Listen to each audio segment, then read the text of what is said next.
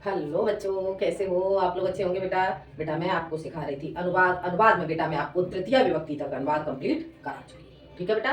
तो आज हम बात करेंगे चतुर्थी विभक्ति के लिए। ठीक है बेटा। क्या जानेंगे आज हम जानेंगे चतुर्थी विभक्ति से अनुवाद। ठीक है। तो जान लेते हैं हम चतुर्थी विभक्ति से अनुवाद। अनुवाद अनुवाद ठीक है। अनुवाद कौन सी विभक्ति से? चतुर्थी विभक्ति। चतुर्थी विभक्ति चतुर्थी विभक्ति से अनुवाद जानेंगे बेटा। और इसमें कारक कौन सा हो जाएगा? चतुर्थी विभक्ति में कौन सा कारक होगा? कर्ताने कर्म को कर्ण से संप्रदान के लिए कौन सा हो जाएगा? संप्रदान कारक। ठीक है। तो चतुर्थी विभक्ति और कारक हो जाएगा आपका संप्रदान कारक। कारक संप्रदान कारक। ठीक है। और इसका चिन्ह क्या हो जाएगा? इसका चिन्ह हो जाएगा बेटा, चिन्ह होगा इसका बेटा के लिए। के लिए के लिए ठीक है बेटा। ये क्या हो जाएगा? ये हो जाएगी आपकी चतुर्थी विभक्ति, संप्रदान कारक और चिन्ह हो जाएगा आपका के लिए। ठीक है बेटा। अब मैं चतुर्थी विभक्ति में कुछ रूप आपको बता देती हूँ कि चतुर्थी विभक्ति में रूप किस तरह से चलेंगे। ठीक है। क्योंकि कुछ बच्चों को यदि आपको रूप नहीं पता होगा तो आप सोचोगे कि ये कहाँ से लगा दिया। ठीक है। तो पहले मैं चतुर्थी विभक्ति कुछ थोड़े से रूप बता देती हूँ आपको। ठीक है। तो जानते हैं बालक। बालक के रूप कैसे चलते हैं? बालक के चतुर्थी विभक्ति में रूप चलेंगे बालकाय बालकाभ्याम बालकेभ्यः। कैसे चलेंगे? बालकाय बालकाय बालकाभ्याम बालकाभ्याम बालकाय बालकाभ्याम और आपका आ जाएगा बालकेभ्यः बालकेभ्यः। ठीक है बेटा। ये आपका आ जाएगा बहुवचन में, एक वचन, द्विवचन और बहुवचन। ठीक है बेटा। मैंने ऊपर डाला नहीं है, आप लोग अपने आप समझ लेंगे। एक वचन, द्विवचन और बहुवचन। एक वचन में चलेगा आपका बालकाय और द्विवचन में आ जाएगा आपका बालकाभ्याम और बहुवचन में आ जाएगा बालकेभ्यः। ठीक है बेटा। अब जानते हैं हम इसमें बालिका के रूप। बालिका के रूप इसमें किस तरह से चलेंगे तो जान लेते हैं हम बालिका के रूप में। बालिकाय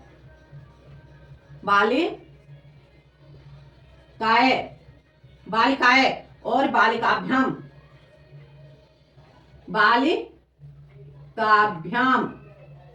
बालिकाभ्याम और इधर आ जाएगा आपका बालिकाभ्यः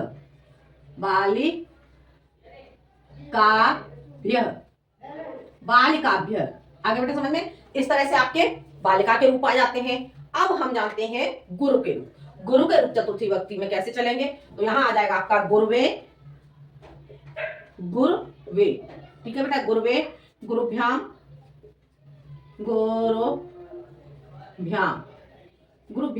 और ये आ जाएगा आपका गुरुभ्यः। ठीक है बेटा। इस तरह से आपका आ जाता है। अब आगे जानते हैं बेटा हम हरि के रूप। हरि के रूप चतुर्थी विभक्ति में कैसे चलेंगे। ठीक है। तो हरि के रूप कैसे चलेंगे?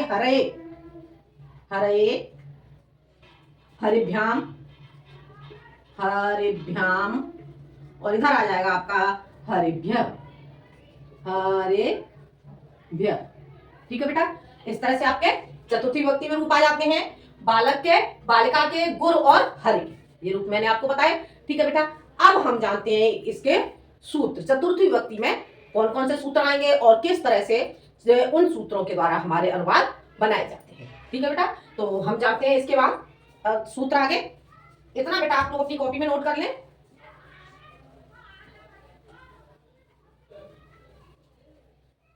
सूत्र जानेंगे हम आगे। इसका सूत्र हो जाएगा चतुर्थी विभक्ति का पहला सूत्र हो जाएगा कर्मणा यम विपेत्य सह संप्रदानम।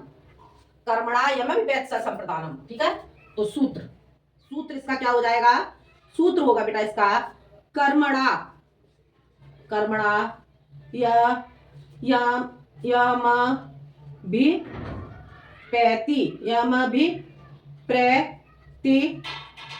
विप्रति सह संप्रदानम। आगे बेटा समझ में क्या हो जाएगा आपका सूत्र? कर्मणा यम विप्रति सह संप्रदानम। हो गया क्लियर बेटा? इस तरह से आपका ये सूत्र हो जाता है बेटा। ये समझ आ रहा है आपको? यम विप्रति प्रत्यय, ठीक है। यमवि प्रत्यय सह संप्रदानम, ठीक है बेटा। अब हम जानते हैं इसके बारे में, ठीक है, क्या होता है ये कर्मणा यमवि प्रत्यय सह संप्रदानम, तो जान लेते हैं। देखो देखते हैं बेटा आगे, दान कर्म, दान कर्म के द्वारा, दान कर्म के द्वारा, दान कर्म के द्वारा कर्ता, कर्ता जिसे, जिसे संतुष्ट, संतुष्ट करना चाहता है, करना चाहता है, चाहता है, वह, वह संप्रदान, संप्रदान कारक कहलाता है, कहलाता है। आगे बेटा समझ में, दान कर्म के द्वारा करता जिसे संतुष्ट करना चाहता है वह संप्रदान कारक कहलाता है। हो गया क्लियर बेटा?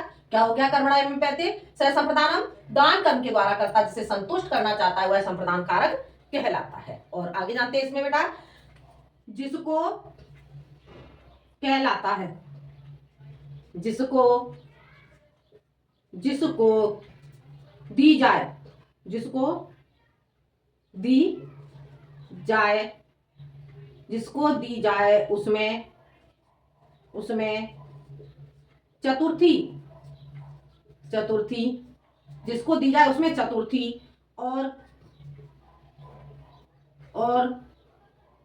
जो, और जो दे, और जो दे, आगे समझ में, जिसको दी जाए उसमें चतुर्थी और जो दे उसमें, उसमें प्रथमा, ठीक है बेटा।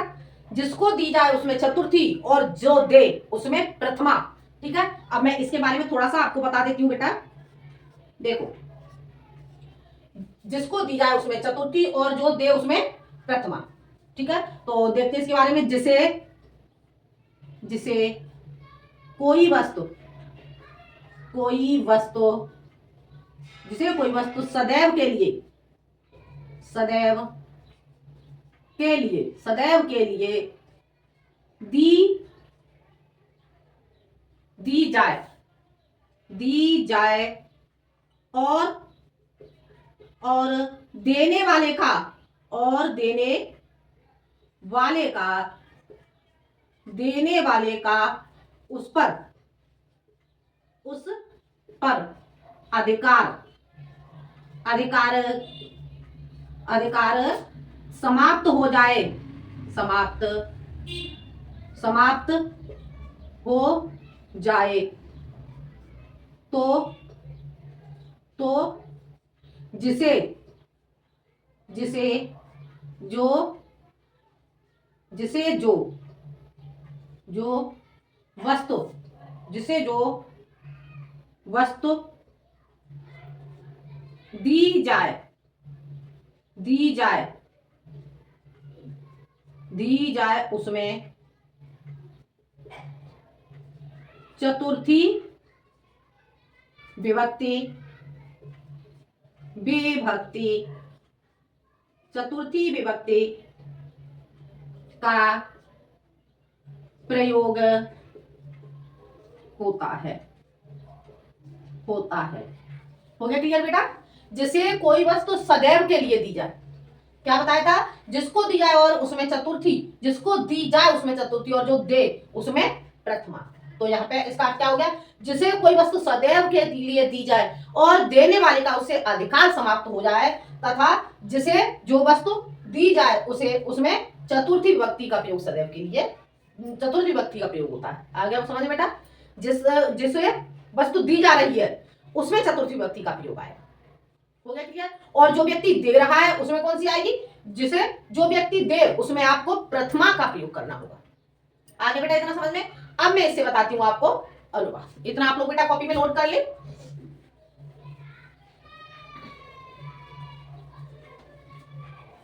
अनुवाद जानते हैं बेटा अब हम। अनुवाद,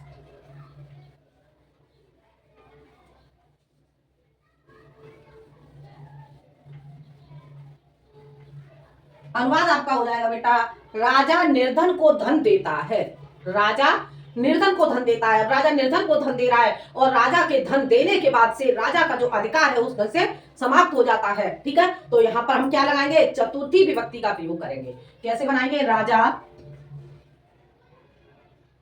राजा निर्धन को, राजा निर्धन को धन देता है, निर्धन को धन देता है। ठीक है बेटा, क्या वाक्य आ गया आपका, राजा निर्धन को धन देता है। अब हम इसे कैसे बनाएंगे जानते हैं, राजा ठीक है बेटा, राजा को क्या कहते हैं। अब बेटा यहाँ पर संस्कृत में आप राजा की संस्कृत राजा भी लगा सकते हैं, नृपति भी लगा सकते हैं और भूपति भी लगा सकते हैं। ठीक है, राजा को राजा भी कहा जाता है संस्कृत में और नृपति भी कहा जाता है और भूपति भी कहा जाता है। ठीक है बेटा, तो राजा निर्धनाय या नृपति निर्धनाय, राजा निर्धनाय क्या करता है, धनम ददाते, आगे बेटा समझ में क्या करता है, यहाँ पे राजा निर्धनाय धनम ददाते। अब यहाँ पर बेटा आप ददाते भी लगा सकते हैं और यहाँ पर बेटा आप यच्छति भी लगा सकते हैं। ठीक है, यच्छति क्या लगाओगे, यच्छति। हो गया क्लियर बेटा, इस तरह से आपका ये चतुर्थी विभक्ति का वाक्य बन जाता है। अब चलते हैं बेटा हम आगे, अगला वाक्य देखते हैं। प्रधानाचार्य छात्रों को इनाम देते हैं। प्रधानाचार्य छात्रों को इनाम देते हैं। प्रधानाचार्य छात्रों को इनाम देते हैं। अब बेटा हम इस वाक्य को बनाएंगे। ठीक है, तो क्या बनाएंगे हम यहाँ पर, प्रधानाचार्य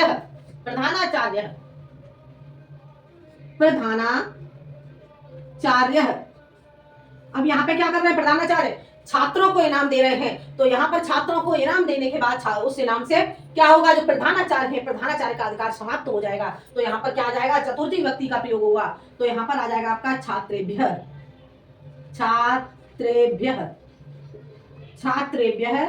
क्या, पुरस्कारम, समझ आ रहा है बेटा, पुरस्कारम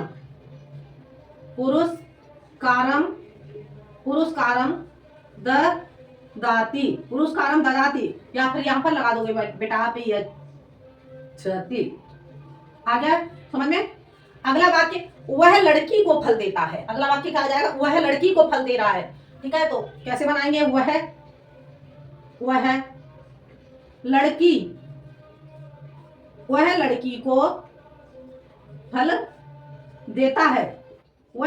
को फल देता है। ठीक है बेटा, अब हम इस वाक्य को बनाएंगे। तो वह लड़की को, तो यहां पर क्या बनाएंगे, सह बालिकाए,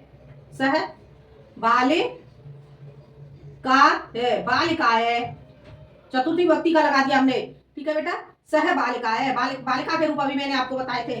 सह बालिकाए फलम क्या करता है, ददाति। ठीक है बेटा, या फिर यच्छति।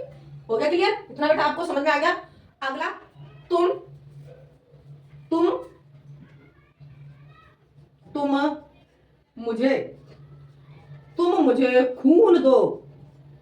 मुझे खून दो और मैं तुम्हें आजादी दूंगा।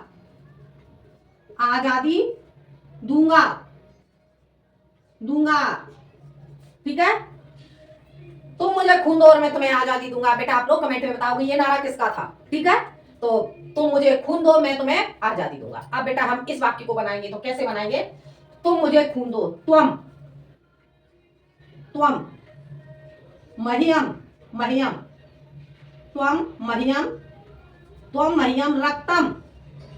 रक्तम देहि, त्वम मह्यम रक्तम देहि, अहम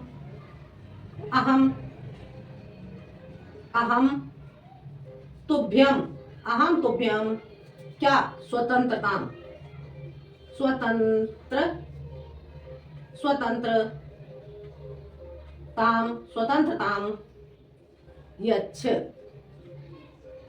यच्छ। आ गया बेटा समझ में। तुम मुझे खून दो मैं तुम्हें आजादी दूंगा, और इस वाक्य को मैंने संस्कृत में बनाया तो आपका हो गया त्वं मह्यम रक्तम देहे अहम तुभ्यम स्वतंत्रताम यच्छ। हो गया क्लियर बेटा? क्योंकि यहाँ पर तो मध्यम पुरुष का है तो यहाँ पर हम मध्यम पुरुष की क्रिया लगाएंगे। इतना समझ आ गया बेटा आपको? अब हम बढ़ते हैं बेटा आगे।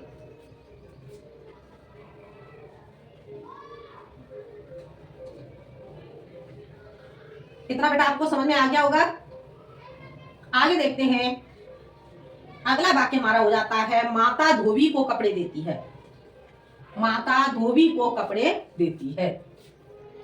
क्या बनाएंगे?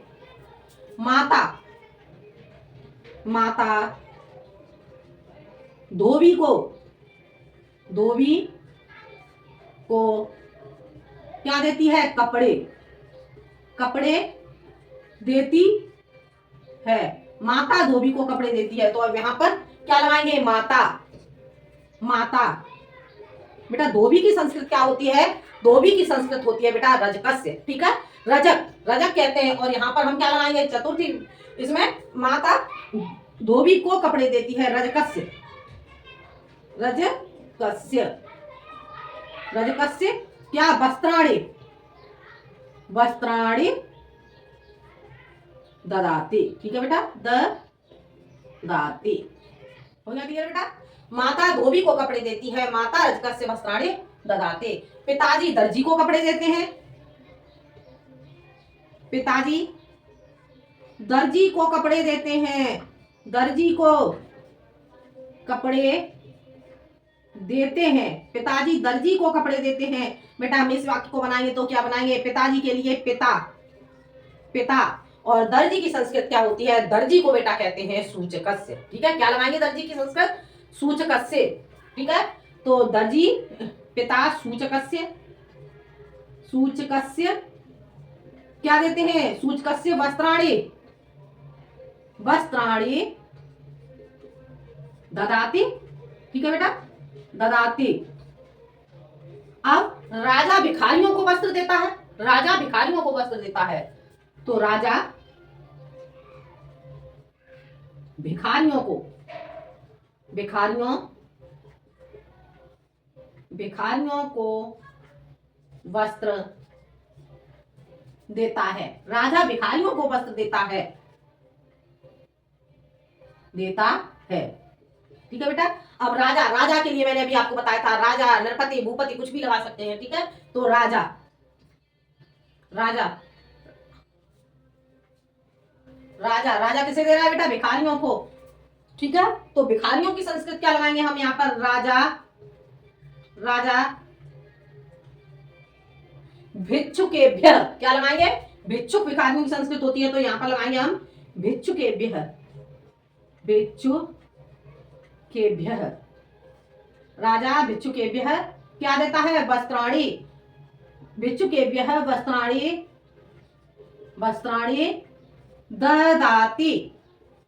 आगे बेटा समझ में? इस तरह से आपका बन जाता है वाक्य राजा भिक्षुकेभ्य वस्त्राणि ददाति। अब अगला वाक्य बेटा, आगे का वाक्य हम देखते हैं, वह तुमको कलम देगी, वह तुमको कलम देगी,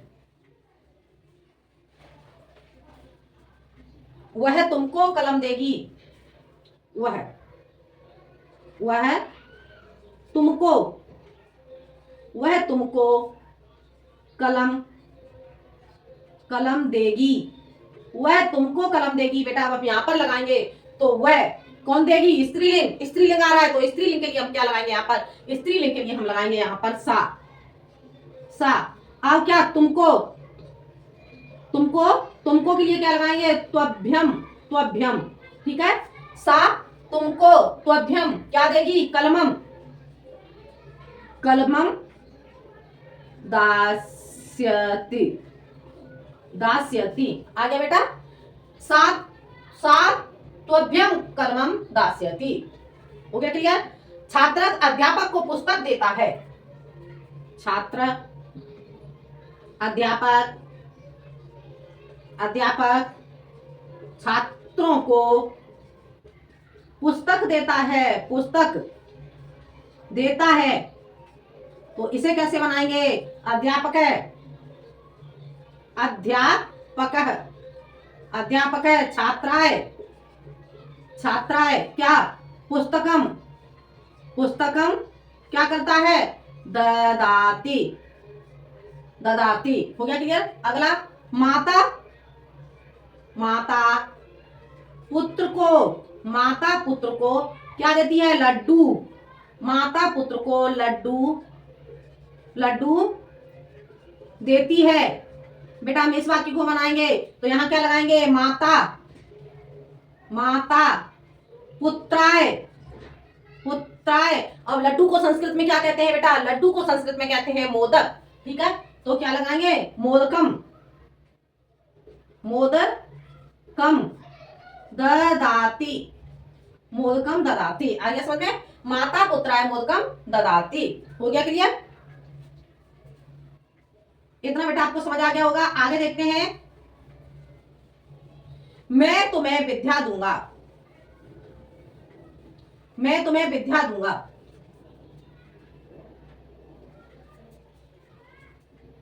मैं तुम्हें विद्या दूंगा, मैं तुम्हें विद्या दूंगा। ठीक है बेटा, अब इस वाक्य को हम कैसे बनाएंगे, मैं के लिए क्या लगाएंगे, अहम, अहम। अब क्या लगाएंगे, त्वभ्यम, त्वभ्यम विद्याम, विद्याम क्या, दास्यामि, दास्यामि। ठीक है बेटा, समझ आ रहा है बेटा, दास्यामि, दास्यामि। हो गया क्लियर बेटा। मैं तुम्हें विद्या दूंगा, मुनि छात्रों को ज्ञान देते हैं, मुनि छात्रों को ज्ञान देते हैं। ठीक है बेटा, अब इस वाक्य को बनाएंगे तो क्या लगाएंगे इसमें, मुनिह, मुनिह किसे, छात्रों को, तो मुनि छात्रेभ्यः, छात्रेभ्यः, छात्रेभ्यः क्या देते हैं, ज्ञानम, ज्ञानम ददाति। हो गया क्लियर बेटा, ये आपको समझ में आ गए होंगे। अब हम चलते हैं बेटा अगले सूत्र की ओर। ठीक है, इतना आप लोग नोट कर लें। अब हम चलते हैं बेटा अगले सूत्र की ओर। अगला सूत्र बेटा हमारा क्या होगा, रुच्यर्थानां प्रियमाण है, रुच्यर्थानां प्रियमाण है। क्या होगा सूत्र, सूत्र हो जाएगा बेटा हमारा अगला, रुच्यर्थानां प्रियमाण है। रुच, रुच यानी कि जो रुचिकर वस्तुएं होंगी उसके लिए, रुचि के लिए हम कौन सी चतुर्थी विभक्ति का प्रयोग करेंगे, तो जानते हैं सूत्र को, रुच्यर्थानां, रुच्यर्थानां, रुच्यर्थानां प्रियमाण है, रुच्यर्थानां प्रियमाण है, रुच्यर्थानां प्रियमाण है। ठीक है बेटा, क्या हो गया, रुच्यर्थानां प्रियमाण है। अब हम इस सूत्र को जानेंगे बेटा, तो कैसे जानेंगे हम, रुच, रुच धातु। ठीक है, रुच, रुच हो गया, और रुच का अर्थ क्या हो गया बेटा, अच्छा लगना, अच्छा लगना, अच्छा लगना। हो गया क्लियर बेटा, अच्छा लगना। क्रिया, क्रिया के अर्थ में, अर्थ में जिसे, जिसे कोई वस्तु, जिसे कोई वस्तु, वस्तु अच्छी, अच्छी लगे, अच्छी लगे, उसमें, उसमें चतुर्थी, उसमें चतुर्थी विभक्ति, विभक्ति का प्रयोग, का प्रयोग होता है, होता है। आगे बेटा समझ में क्या बताया गया, रुच अच्छा लगना, क्रिया के अर्थ में जिसे कोई वस्तु अच्छी लगे उसमें चतुर्थी विभक्ति का प्रयोग होता है। हो गया क्लियर बेटा।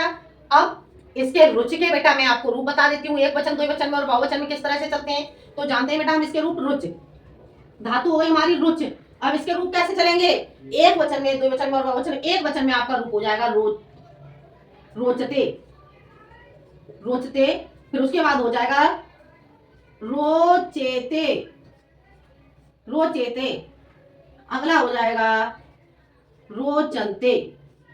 हो गया क्लियर बेटा, रोचते, रोचेते और रोचनते, इस तरह से आपके रुच धातु के रूप चलेंगे। एक वचन के लिए रोचते और द्विवचन के लिए रोचेते और बहुवचन के लिए रोचते। हो गया क्लियर? इतना आपको समझ आ गया? अब बेटा मैं आपको बताती हूं इससे अनुवाद।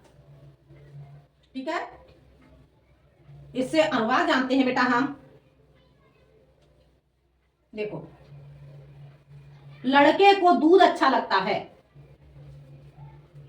लड़के को दूध अच्छा लगता है, वाक्य हो जाएगा आपका लड़के को दूध अच्छा लगता है। लड़के को दूध अच्छा लग रहा है बेटा। अब हम यहाँ पर चतुर्थी व्यक्ति का रुचि थाना प्रेम आड़े सूत्र से हम यहाँ पर क्या लगाएंगे? अच्छा लगना के लिए चतुर्थी व्यक्ति का प्रयोग करेंगे। तो कैसे करेंगे? लड़के के लिए बालकाय, बालकाय, बालकाय दुग्धम, दुग्धम। ठीक है बेटा, ये दुग्धम, दुग्धम समझ आ रहा है? दुग्धम रोचते। हो गया क्लियर? बालकाय दुग्धम रोचते। अगला वाक्य हमारा हो जाएगा बंदरों को फल अच्छे लगते हैं। बंदरों को, बंदरों को फल अच्छे लगते हैं, अच्छे लगते हैं। अब हम बेटा इस वाक्य को बनाएंगे तो बंदरों, बंदरों की संस्कृत क्या लगाएंगे हम? बंदरों की संस्कृत हम लगाएंगे बेटा वानरेभ्यः। क्या लगाएंगे? वानरेभ्यः,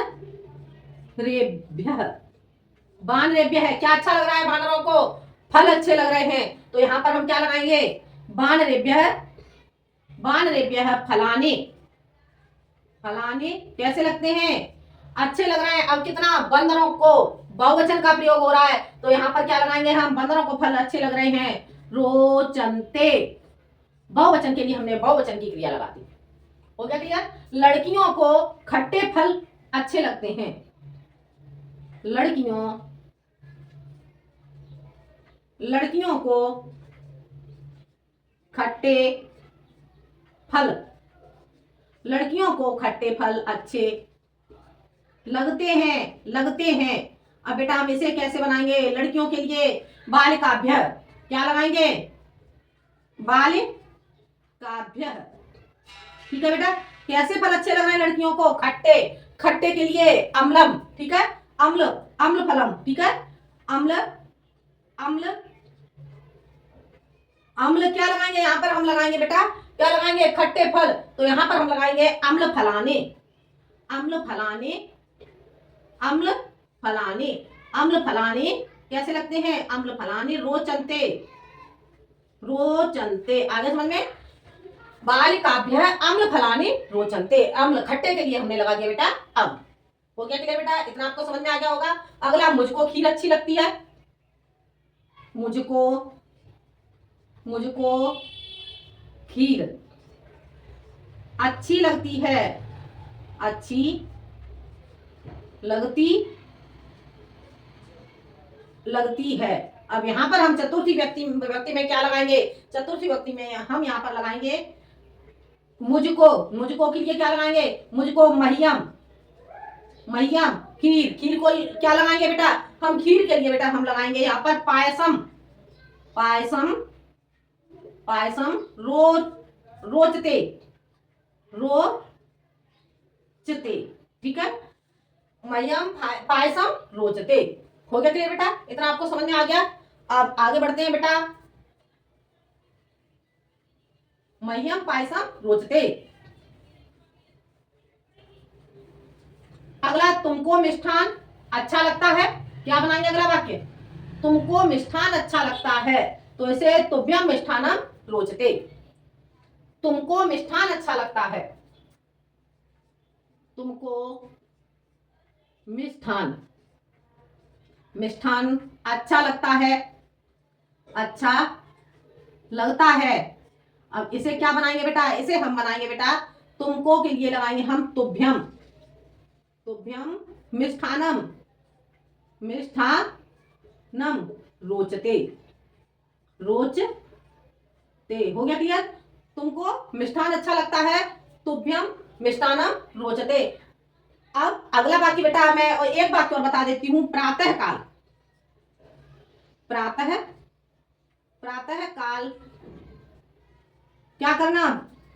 प्रातः काल भ्रमण करना। ठीक है, प्रातःकाल घूमना ले लो, घूमना, घूमना, घूमना या टहलना, ठीक है। प्रातःकाल घूमना या प्रातःकाल टहलना या प्रातःकाल भ्रमण करना, ठीक है। तीनों की संस्कृति एक ही आ जाएगी। भ्रमण करना, सबको, सबको अच्छा, अच्छा लगता है, सबको अच्छा लगता है। प्रातःकाल भ्रमण करना, सबको अच्छा लगता है। प्रातः काले भ्रमणाय, प्रातः काले भ्रम, प्रातः काले भ्रमणम, प्रातः काले भ्रमणम, क्या लगाएंगे बेटा हम यहाँ पर, भ्रमणम, प्रातः काले भ्रमणम, सबको, सबको के लिए सर्वेभ्यः, सर्वेभ्यः कैसा लगता है, अच्छा लगता है, रोचते, रोचते। हो गया क्लियर बेटा। इतना बेटा आपको समझ में आ गया होगा। रुचि अर्थानाम प्रियमाणः सूत्र से आपको बात समझ में आ गए होंगे। अब हम चलते हैं बेटा अगले सूत्र की ओर, ठीक है। अगला सूत्र हमारा क्या हो जाएगा, क्रोध ध्रुईषा, क्रोध ध्रुईषा सूर्य अर्थानाम, सूर्य अर्थानाम यम प्रतिकोप है। आगे समझ में क्या हो जाएगा हमारा सूत्र, देखते हैं। देखो सूत्र, सूत्र हो जाएगा हमारा क्रोध, क्रुद्ध आ रहा है बेटा समझ में, क्रुद्ध, ठीक है। क्रुद्ध और उसके बाद आ जाएगा आपका द्रुह, द्रुह, द्रुहेर्ष्या, द्रुहेर्ष्या, क्रुद्ध, द्रुहेर्ष्या, और आ जाएगा सूर्य अर्थानाम, सूर्य अर्था, सूर्य अर्था, सूर्य अर्था नाम, सूर्य अर्था नाम, सूर्यार्था नाम होगा बेटा, सूर्यार्था नाम यम प्रति कोपह, कोपह क्या हो जाएगा बेटा आपका सूत्र, क्रुद्ध ध्रुईषा सूर्यार्था नाम यम प्रतिकोप है, ठीक है बेटा। ये आपका सूत्र हो जाता है। अब जानते हैं बेटा आप हम इस सूत्र के बारे में। क्रुद्ध, क्रुद्ध का अर्थ क्या हो गया, क्रोध करना, क्रुद्ध, क्रोध, क्रोध का अर्थ क्या हो गया बेटा, क्रोध, क्रोध करना, ठीक है। और बेटा द्रोह, अगला शब्द क्या आ रहा है आपका, द्रोह, द्रोह, द्रोह का अर्थ हो गया बेटा क्या हो जाएगा, ऐसे ले लो, द्रोह का अर्थ हो जाएगा बेटा आपका बैर करना, बैर करना, ठीक है बेटा। ईर्ष्या, ध्रुव ईर्ष्या, ठीक है। तो अगला आपका आया है ईर्ष्या, ईर्ष्या, ईर्ष्या का अर्थ क्या हो जाएगा बेटा, ईर्ष्या करना, ईर्ष्या करना, ठीक है बेटा। और उसके बाद आपका क्या आ रहा है, असूया, सूया, ठीक है। तो ये हो जाएगा आपका असूया, असूय, असूय का अर्थ क्या हो जाएगा, असूया का अर्थ हो जाएगा आपका बेटा गुणों में, गुणों में, गुणों में दोष, दोष क्या करना, निकालना, निकालना, आगे बेटा समझ में, निकालना, गुणों में दोष निकालना, ये आपकी क्रियाएं हो गई, ठीक है ना। क्रियाओं के, क्रियाओं, क्रियाओं के योग में, क्रियाओं के योग में जिसके, जिसके, क्रियाओं के योग में जिसके प्रति, जिसके प्रति क्रोध, जिसके प्रति क्रोध, जिसके प्रति क्रोध आदि, क्रोध आदि किया, किया जाए, किया, किया जाए, क्या बताया गया है, क्रियाओं के योग में जिसके प्रति क्रोध आदि किया जाए, क्रोध आदि किया जाए, उसमें, उसमें चतुर्थी विभक्ति, उसमें चतुर्थी, चतुर्थी विभक्ति, चतुर्थी विभक्ति का प्रयोग होता है, प्रयोग होता है। आगे बेटा समझ में, देखो एक बार फिर से समझ लो। क्रोध, क्रोध का अर्थ हो गया क्रोध करना, द्रोह का अर्थ हो गया बैर करना, ईर्ष्या का अर्थ हो गया ईर्ष्या करना, असूय का अर्थ हो गया गुणों में दोष निकालना, क्रियाओं के योग में जिसके प्रति क्रोध आदि किया जाए उसमें चतुर्थी विभक्ति का प्रयोग होता है, ठीक है बेटा। अब हम जानते हैं इससे अनुवाद, ठीक है बेटा। अब हम इससे अनुवाद जानेंगे बेटा। वाक्य आपका हो जाता है पिता पुत्र पर क्रोध करता है। पिता पुत्र पर क्रोध करता है। पिता पिता पुत्र पर क्रोध करता है। क्या वाक्य हो गया आपका? पिता पुत्र पर क्रोध करता है। अब इस वाक्य को हम कैसे बनाएंगे बेटा, देख लेते हैं हम इस वाक्य को। तो इसे हम बनाएंगे पिता पिता पुत्राय। पुत्राय क्या कर रहा है? मैं पुत्राय क्रुध्यति। क्रुध्यति आगे समझ में? पिता पुत्र पर क्रोध करता है, तो इसका क्या बना देंगे? पिता पुत्राय क्रोध्यति। ठीक है। और एक और हम इस वाक्य को किस तरह से बनाएंगे, या फिर हम इस वाक्य को ऐसे बनाएंगे, पिता पिता पुत्रम पुत्रम क्या करता है? अभि क्रुध्यत क्रोध अभिक्रोध्यति। अब यहां पर हमने क्या लगा दिया? यहां पर हमने उपसर्ग लगा दिया, अभिक्रोध्यति। हो गया क्लियर बेटा? अगला, लड़कियां लड़कियों से ईर्ष्या करती हैं। लड़कियां लड़कियों से ईर्ष्या करती हैं, तो इस वाक्य को कैसे बनाएंगे? लड़कियां लड़कियां लड़कियों से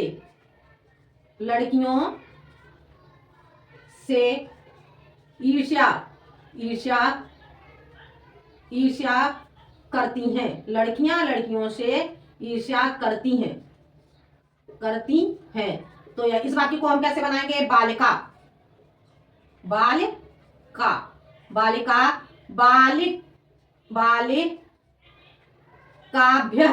बालिकाभ्यः क्या करती हैं? बालिकाभ्यः ईर्ष्यन्ति। आगे समझ में? हो गया क्लियर? दुष्ट सज्जनों से क्या करते हैं? असूया करते हैं। ठीक है, दुष्ट सज्जनों से असूया करते हैं। अगला वाक्य, दुष्ट सज्जनों से। लास्ट वाक्य बता रही बेटा आपको। दुष्ट सज्जनों से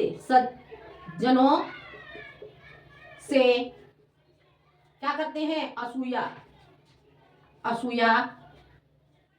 करते हैं। दुष्ट सज्जनों से असूया करते हैं, तो इस वाक्य को हम कैसे बनाएंगे? तो इसे बनाएंगे हम दुष्टा सज्जनों से, तो यहां लगाएंगे हम सज्जनेभ्यः क्या हो जाएगा? असूयन्ते दुष्ट सज्जनों से असूयन्ते। आ गया? हो गया क्लियर बेटा? तो बेटा ये था आपका चतुर्थी विभक्ति से आपका अनुवाद। ठीक है बेटा, ये मैंने आपको फर्स्ट पार्ट में बताया, और बाकी के जो शेष आपके सूत्र हैं वो मैं आपको समझाऊंगी सेकंड पार्ट में। ठीक है बेटा, जब तक बेटा आप इन अनुवादों को देख लें और इसे समझ लें, इन सूत्रों को आप ठीक से समझ लें, ठीक है, तभी आप अनुवाद कर पाएंगे। तो ये बेटा मुझे लग रहा है आपको समझ में आ गया होगा। बेटा वीडियो पसंद आए तो लाइक करें, शेयर करें और सब्सक्राइब करें। मिलते हैं हम अगले वीडियो में इसी चतुर्थी विभक्ति के आगे के सूत्रों के साथ। ठीक है बेटा, जब तक के लिए धन्यवाद।